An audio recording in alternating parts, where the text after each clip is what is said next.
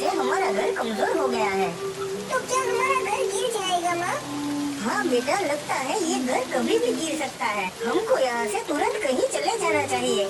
लेकिन माँ, हम इस मूसलाधार बारिश में कहाँ जाएंगे? बेटी, हम टूनी मौसी के घर चले जाते हैं और जब बारिश रुक जाएगी हम अपने इस घर की अच्छी तरह से मरम्मत कर लेंगे। टाइनी अपनी बच्ची के साथ टूनी मौसी के घर पहुंचती है। टूनी मौसी, हमारी मदद कीजिए। हमारा घर इस तेज बारिश की वजह से टूटने लगा है, इसलिए बारिश रुकने तक हमको आप अपने घर में रहने दीजिए। अरे नहीं, मैं तुम दोनों को यहाँ नहीं रखूंगी। कहीं तुम मुझे मार के मेरे पैसे लूट के चले गए तो? मौसी जी, ये आप क्या कह रही हैं? आपको तो पता ही है मैं कभी चोरी नहीं करती हूँ। आप ऐसे बहाने ना दीजिए। मेरा नहीं पर मेरी इस छोटी सी बच्ची के बारे में तो सोचिए। इस मूसलाधार बारिश में मैं इसे लेके कहाँ जाऊँगी? चलो ठीक है, मैं तुम्हारी इस बच्ची को मेरे इस घर में रख लेती हूँ, लेकिन तुमको अपने लिए कोई और ठिकाना ढूंढना होगा। नहीं माँ, मैं आपके बगैर नहीं रहूंगी। चलो हम कहीं और चले जाते हैं। बेटा, मेरी बात सुनो। सिर्फ बारिश रुकने तक की तो बात है, उसके बाद मैं तुम्हें यहाँ से ले जाऊंगी।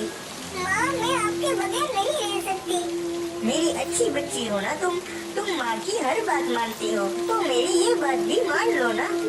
फिर माँ, आप मुझसे वादा कीजिए, बारिश के रुकते ही आप तुरंत मुझे यहाँ से ले जाओगी। मैं आपके बिना नहीं रह सकती। ठीक है मेरी बेटी, मैं वापस जल्दी आ जाऊंगी और तुम मौसी जी को परेशान मत करना। मौसी जी, अब मैं चलती हूँ। मेरी बेटी को कभी मैंने अकेला नहीं छोड़ा, इसका ध्यान रखिएगा। बारिश के रुकते ही तुम सबसे पहले इसे यहाँ से ले जाना। मुझे मेरे घर में शांति चाहिए। हाँ टूनी मौसी, मैं तुरंत ही इसे ले जाऊंगी। अब मैं चलती हूँ। ये कहकर टाइनी वहाँ से अपने पुराने घर की तरफ जाती है और देखती है कि उसका पुराना घर तो टूट के गिर गया था। हे भगवान, मेरी तो किस्मत ही खराब है। अब तो मुझे हमारे लिए नया घर बनाना पड़ेगा। मैं क्या करूँगी? मेरे पास तो इतने पैसे भी नहीं है। टाइनी अपनी दोस्त रानी चिड़िया के घर जाती है। टाइनी, तुम इतनी तेज बारिश में बाहर क्या कर रही हो? रानी, मेरा घर टूट के गिर गया है। क्या बारिश रुकने तक तुम मुझे अपने घर में रहने दोगी? टाइनी, मैं तो तुम्हें रखना चाहती हूँ, लेकिन मेरा घर तो तुम देख ही रही हो, ये इतना छोटा है कि इसमें मैं अकेली ही समा सकती हूँ। कोई बात नहीं रानी, मैं कोई और ठिकाना ढूंढ लूंगी। टाइनी बारिश से बचने के लिए एक पेड़ के नीचे जाके बैठ जाती है। उसकी ये हालत देख के रानी चिड़िया भी उसके पास चली जाती है। अरे रानी, तुम क्यों भीग रही हो? टाइनी, मैंने देखा तुम यहाँ अकेली हो, तो सोचा चलो तुम्हारा साथ दिया जाए। लेकिन तुम भीग जाओगी और शायद बीमार भी पड़ जाओगी। तुम मेरी चिंता छोड़ दो। एक दोस्त ही तो अपने दोस्त का साथ देती है, उसे अकेला नहीं छोड़ती। रानी बहन, मैं तो परेशान हो गई हूँ। मेरा घर टूट के गिर गया है और मेरे पास पैसे भी नहीं है नया घर बनाने के लिए। थोड़े सालों पहले मैं भी इसी मुसीबत में पड़ गई थी। फिर तुमने क्या किया? फिर मैंने जंगल से बांस लाके अपने लिए ये छोटा सा घर बना लिया और ये बांस का घर इतना मजबूत है कि इसको सालों साल कुछ नहीं होता।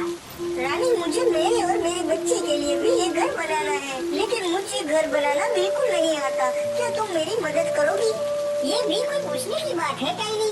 बारिश रुकने पर हम तुम्हारा घर बनाना शुरू कर देंगे। सुबह हो जाती है और बारिश भी रुक जाती है। टाइनी अपनी बेटी को टूनी मौसी के घर से वापस ले आती है और वो सब साथ मिलके टाइनी के घर के लिए बांस लाने जंगल में जाते हैं। टाइनी, ये देख रही हो, यही है वो बांस जिससे तुम्हारा घर बनेगा। हमें इन्हें उठा के ले जाना होगा। जैसे ही वो लोग बांस को उठाने जाते हैं, तभी वहाँ अचानक कालू कौवा आ जाता है और कहता है, तुम लोग कौन हो और ये बांस को लेके कहाँ जा रहे हो? वो कौवे भैया, मेरा घर बारिश में टूट गया है, इसीलिए इस बांस से हम नया घर बनाना चाहते हैं। तुम ये बांस को नहीं ले जा सकती क्योंकि ये मेरे हैं। अरे ओ कौवे, ये बांस यहाँ कई सालों से उग रहे हैं और ये जमीन भी तुम्हारी नहीं है, तो ये बांस तुम्हारे कैसे हो गए? वो मैं कुछ नहीं जानता। तुम लोग यहाँ से सीधे सीधे चले जाओ, वरना मैं मेरे साथियों को बुला के तुम लोगों की पिटाई करा दूंगा। कौवे, ये दादागिरी हम पे मत चलाओ और सीधी तरह से हमें यहाँ से बांस लेके जाने दो, वरना क्या कर लोगी तुम? मैं यहाँ का राजा हूँ। थोड़ी ही देर में मैं यहाँ बहुत सारे पक्षियों को बुला के तुम दोनों को खत्म करवा दूंगा। रानी चिड़िया को बहुत गुस्सा आ जाता है। वो उसके हाथों में जो बांस था उससे जोर से कौवे को मारती है और कौवा वहीं बेहोश हो जाता है। टाइनी, इससे पहले कि ये कौवा होश में आ जाए, चलो हम ये बांस लेके अपने घर की तरफ चले जाते हैं। लेकिन रानी, ये कौवा तो कह रहा था कि ये यहाँ का राजा है। अरे बहन, ये यहाँ का कोई राजा वाजा नहीं है, ये हमें डराने के लिए कह रहा था। और वैसे देखे तो मेरा नाम भी रानी है। वापस आकर टाइनी और रानी घर बनाने के काम में लग जाती है। थोड़े ही समय में घर बन के तैयार हो जाता है। रानी बहन, देखो तो ये कितना प्यारा लग रहा है। हाँ टाइनी, चलो अब अंदर से भी देखते हैं। माँ, ये घर तो हमारे पुराने घर से भी बहुत खूबसूरत और बड़ा है। बेटा, ये सब रानी की वजह से हुआ है। अगर ये हमारी मदद नहीं करती तो शायद हमें पेड़ों पे रहना पड़ता।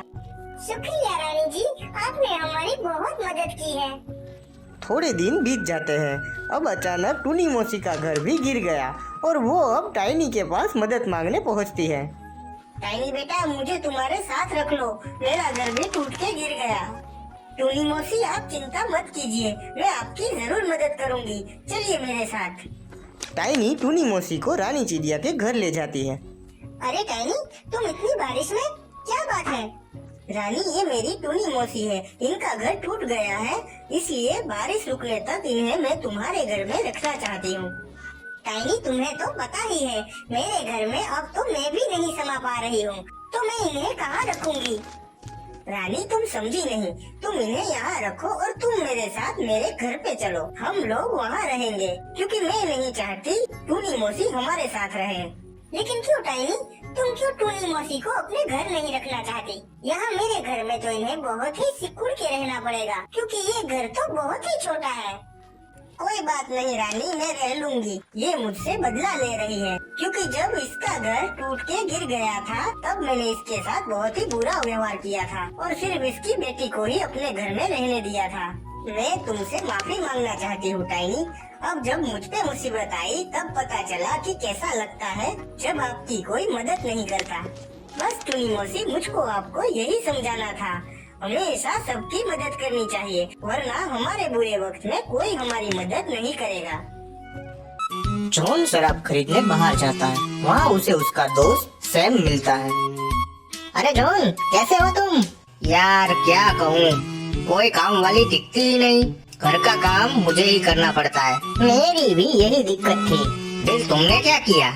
फिर मैंने शादी कर ली, लेकिन तुम्हारी उम्र तो बहुत बढ़ गई है, अब तुम शादी नहीं कर सकते। सैम, कोई रास्ता निकालो यार। मिल गया रास्ता। ये अखबार में इश्तेहार आया है, अनाथ लड़कियों के लिए माँ बाप की जरूरत है। तो इसमें क्या है?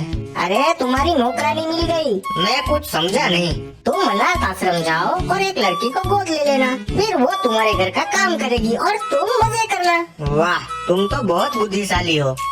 मैं अभी जाता हूँ। टाइनी चिड़िया अनाथ होती है, इसलिए वो अनाथ आश्रम में रहती है। उसके सारे अनाथ भाई बहन को कोई ना कोई माँ बाप ले जाते हैं, लेकिन बेचारी टाइनी को कोई नहीं ले जाता। टाइनी, तुम दिल छोटा मत करो बेटी, तुम्हें भी कोई अच्छे माँ बाप मिल जाएंगे। आप सच कह रही है ना?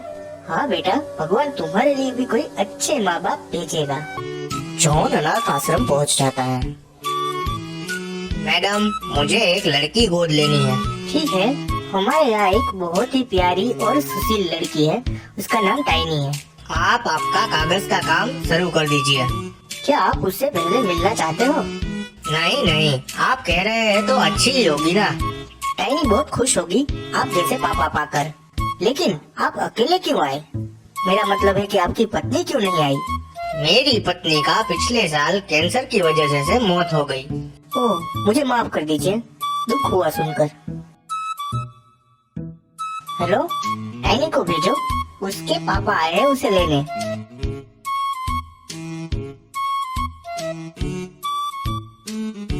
टाइनी, मिलो तुम्हारे पापा से।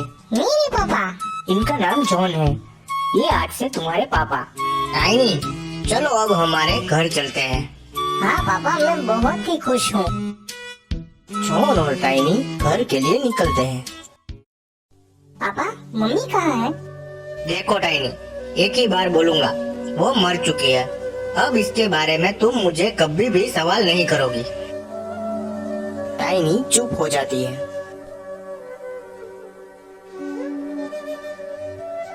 ये है मेरा घर, पापा अब से ये हमारा घर है। तो अब से हमारे घर का सारा काम तुम्हारा, ठीक है ना? हाँ पापा, आप बिल्कुल चिंता मत कीजिए। अब से इस घर की काम काज की सारी जिम्मेदारी मेरी है। टाइनी उस दिन से घर का काम शुरू कर देती है। जॉन रोज शराब पी के घर आता है तो टाइनी उसके लिए खाना बनाती है और उसका ख्याल भी रखती है। एक दिन जॉन की तबीयत बिगड़ जाती है। पापा एक बात कहूँ, आप ये शराब छोड़ क्यों नहीं देते? आपकी तबीयत कितनी खराब हो गई है। तुम चुप हो जाओ, मैं कुछ भी करूँ इससे तुम्हें क्या? तुम खाली घर का काम करो और खाना बनाओ। कोई बात नहीं पापा, आप आराम कीजिए, मैं आपके लिए दवाई लाती हूँ। टाइनी दवाई लाती है। ये दवाई पी लीजिए, आप जल्दी से ठीक हो जाएंगे।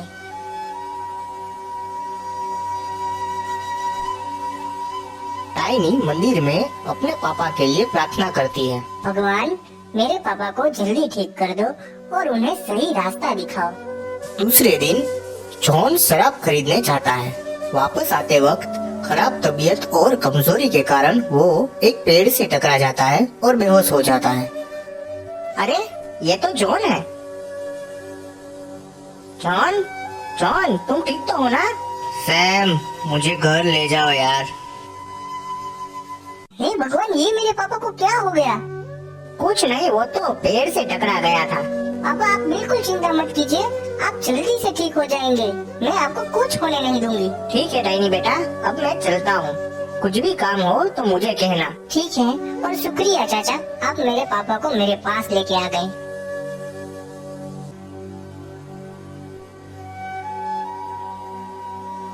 एक दिन अनाथ आश्रम वाली मैडम उसके घर आती है।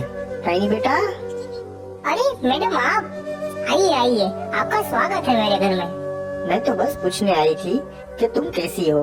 जॉन तुम्हारे पापा तुम्हारा ख्याल तो रख रहे हैं ना? मैडम जॉन जैसे पापा पाकर मैं तो बहुत खुश हूँ। वो मेरा बहुत ख्याल रखते हैं, वो मुझे हमेशा प्यार करते हैं। ठीक है टाइनी, तो मैं चलती हूँ।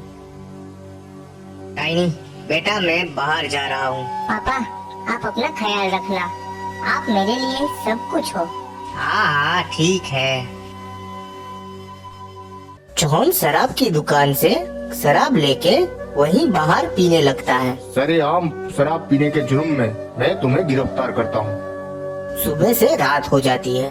टाइनी उसके पापा को ढूंढने जाती है। क्या आपने मेरे पापा को देखा? नहीं देखा।